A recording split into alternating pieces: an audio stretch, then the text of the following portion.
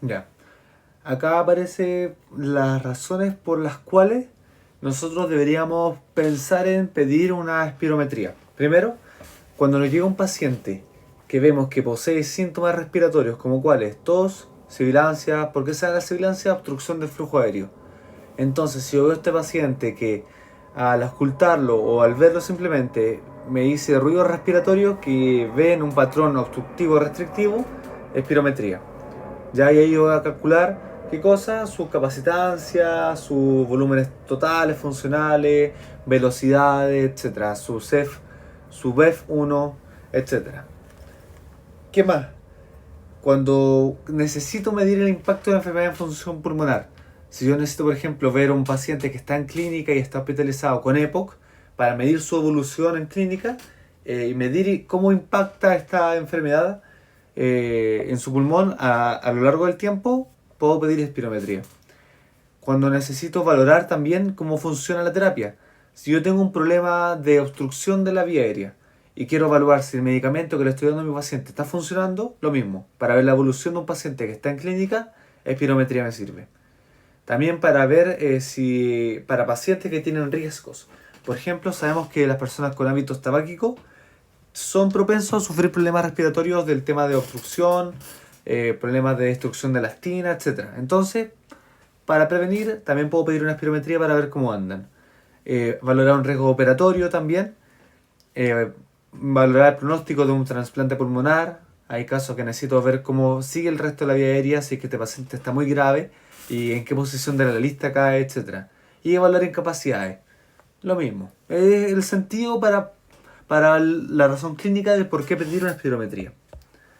¿Cuáles son las contraindicaciones? Las contraindicaciones serían el neumotórax, que si recordamos que era la presencia de aire, neumo, en la cavidad pleural.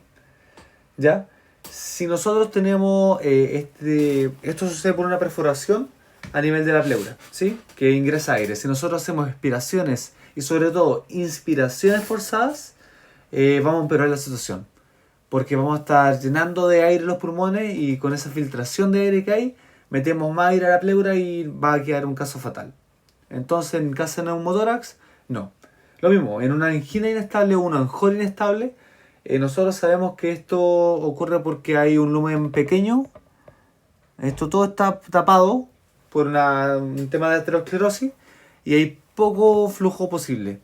Y en un caso donde tengamos que requerir con una, por ejemplo, una expiración forzada donde sacamos mucho aire, vamos a aumentar la capacidad, la demanda de oxígeno en el corazón y eso va a llevar que probablemente esa placa inestable se rompa y puede generar un evento cardiovascular como un infarto o una ACV. Entonces no. También en un desprendimiento de retina sabemos que cualquier maniobra de esfuerzo como una aspiración forzada aumenta la presión intraocular y puede terminar desprendiendo aún más esta retina y perjudicando aún más la situación. Y podría incluso perder un ojo. Y en caso de la hemoptisis, que es la expulsión de sangre mediante la tos, aumenta la posibilidad de que esta sangre pase a las vías aéreas. Y el resto son problemas ya relativos. Y en los casos anteriores, el caso es no hacerlo, por ningún lado. Si yo tengo aire en la pleura, no. Si tengo placa inestable en este minuto, tampoco. Desprendimiento de retina por impacto, tampoco lo hago. Y si toso sangre, menos, tampoco. Esos cuatro casos, nunca lo hago. Y yo en qué casos podría tentativamente hacerlo o no hacerlo, y depende del paciente, la traqueostomía. O sea, cuando hice una operación donde abro la parte de la tráquea para administrar el aire. Problemas bucales, por ejemplo, no sé, pues podríamos tener problemas de infecciones, problemas de operaciones a nivel de acomodación del paladar, etcétera. La hemiplegia, o sea, la parálisis facial, también dependiendo de cuánto sea la parálisis, si me afecta la parte de los músculos respiratorios, la parte de la laringe, faringe, etcétera. Si es que el paciente presenta náusea al colocar su boca en la boquilla, también nos puede llevar problemas que el paciente vomite y no nos podemos hacer. También cuando hay problemas con alteraciones mentales, problemas de conducta, y estos pacientes no pueden realizar el examen, ¿ya? No conocen bien las indicaciones, no las siguen, y si lo hacen lo van a hacer mal. Entonces mejor no. Y pacientes con inestabilidad cardiovascular, lo mismo. Por el tema de que ahí vamos a necesitar una mayor demanda de oxígeno al corazón y podemos llevar problemas. Entonces depende de qué tan inestable. Y lo mismo, en cirugía torácica abdominales recientes por términos de presión. En el informe de espirometría vamos a tener lo siguiente. Vamos a tener las siguientes curvas que nos van a indicar lo mismo. Las curvas flujo-volumen, que ya hicimos un volumen de esto. ¿Ya? Tenemos una curva que nos va a indicar acerca de la expiración y otra que va a ver más bien, que vamos a ver esta, que es de la inspiración. ¿Sí? O sea, de que cuando tenemos volúmenes altos, acá tenemos volúmenes altos, vamos a tener entonces mayores tasas de flujo. Y acá incluso lo tenemos en perspectiva del tiempo, ¿sí? Porque este gráfico es volumen-tiempo, este de acá. Y este de acá abajo va a ser volumen-flujo, ¿sí? Entonces en el volumen-flujo que teníamos que en la parte de la expiración, cuando teníamos un alto contenido de volumen, acá, teníamos un alto flujo. Y tenemos un video especializado para ese aspecto, para esta parte del gráfico. Alto volumen, alto flujo, a bajo volumen, bajo flujo. ¿Por qué? Por términos de radio y por términos de resistencia, de Poussage. Y acá tenemos un caso de volumen-tiempo, que vemos acá. Volumen-tiempo y flujo-volumen. El flujo-volumen ya lo mismo, ahora viene volumen-tiempo. Acá tenemos el volumen, esta zona de acá, volumen, y para abajo va a variar el tiempo. Entonces nosotros sabemos que mediante inspiración nosotros vamos a estar aumentando la capacidad de volumen que ingresamos en perspectiva del tiempo. Y al principio, ¿por qué cuesta más? Al principio cuesta porque la vía aérea está cerrada. ¿Y por qué está cerrada? Porque no hay aire. Y a medida que empezamos a ingresar aire, empieza a aumentar el radio, empieza a disminuir la resistencia y empieza a aumentar el flujo, o sea, la cantidad de aire y volumen que ingresamos en perspectiva del tiempo. Esto es lo mismo. Acá tenemos flujo, ¿por qué? Y acá tenemos volumen-tiempo. ¿Qué sucede? Volumen-tiempo. ¿Qué me dice? El volumen es litro, el tiempo es segundo. Tenemos flujo. Es lo mismo. Esto es exactamente el mismo video de curva flujo-volumen que ya vimos. Esta es la inspiración y esta abajo es la expiración. Esto ya lo vimos. Y acá abajo vemos los conceptos duros. O sea que vemos el FBC, o sea, el volumen corriente forzado que vamos a tener en una inspiración forzada. El FEV1 que dijimos que ¿qué era? Era el volumen expiratorio, o sea, la capacidad que tenemos para botar aire de manera forzada, en el tiempo total. Y FEV1, o sea, este FEV1 que veíamos era en el primer segundo, ¿sí? Que también lo revisamos. También tenemos algo en porcentaje donde vamos a comparar qué tanto aire botamos en el primer segundo de el aire que ingresamos. O sea, el FEV1 partido en la capacidad de inhalación de inspiración forzada, ¿sí? Y ahí tenemos más conceptos que son los FEV, los FIV, etc. ¿Ya? Pero nosotros en clase que manejamos sobre todo el el FBC, el FEV1, que es importantísimo, y la comparación entre los dos, o sea, el FEV1 partido en el FBC. ¿Y qué importa acá? Que si esta comparación está sobre 80 estamos bien. Eso no importa.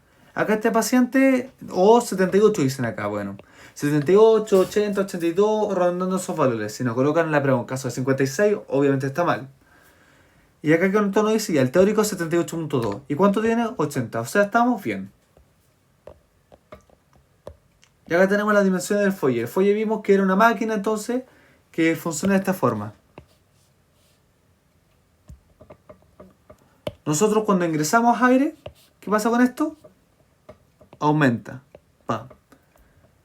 Y cuando aumenta nosotros acá tenemos una palanquita y ya lo vimos en la imagen, y cuando aumenta esto baja. O sea que cuando empecemos a diagramar esto, si todo esto se llena de aire, la palanquita baja, vamos a ver una deflexión negativa. Y si caso contrario, nosotros empezamos a quitar aire, o sea, inspiramos, esto va a bajar, la flechita esta va a subir y genera una deflexión positiva. O sea, en inspiración sube y en expiración baja. ¿Sí? Y esto como viendo el contenido aéreo. ¿Y esto para qué nos sirve? Nosotros viendo cuánto se eleva y cuánto baja, cuánto ve esto, el flujo, la curva, cuánto baja o cuánto sube, vemos volúmenes. ¿Y qué volúmenes tenemos? Lo mismo de siempre. ¿Qué tenemos? A ver, tenemos esto de acá que son los volúmenes corrientes, los volúmenes normales. Listo. Tenemos el volumen es volumen, ya son variables. Tenemos también las capacitancias, que son capacidades. O sea, cuánto volumen puedo administrar, no cuánto movilizo. ¿Y cuáles tengo? Tengo, por ejemplo, el CI, o sea, la capacidad de inspiración. Desde una inspiración normal, ¿cuánto puedo inspirar? ¿Sí?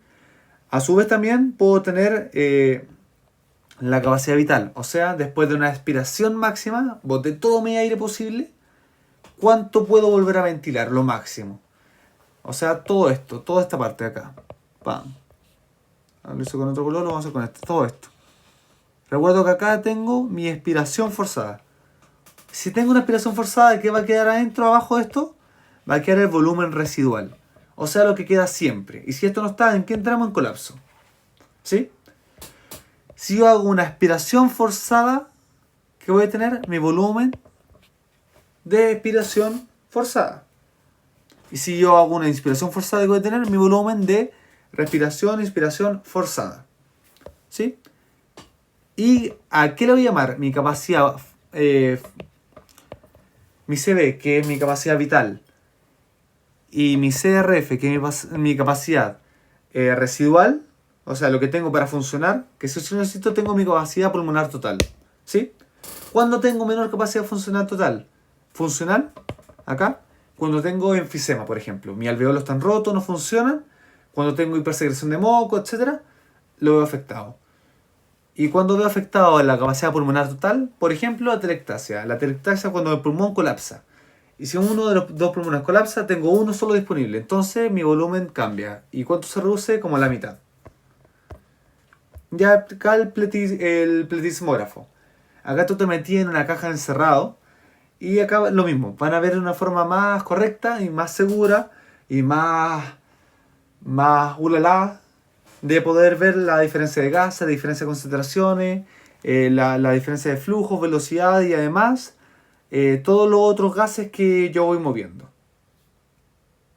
Así que eso.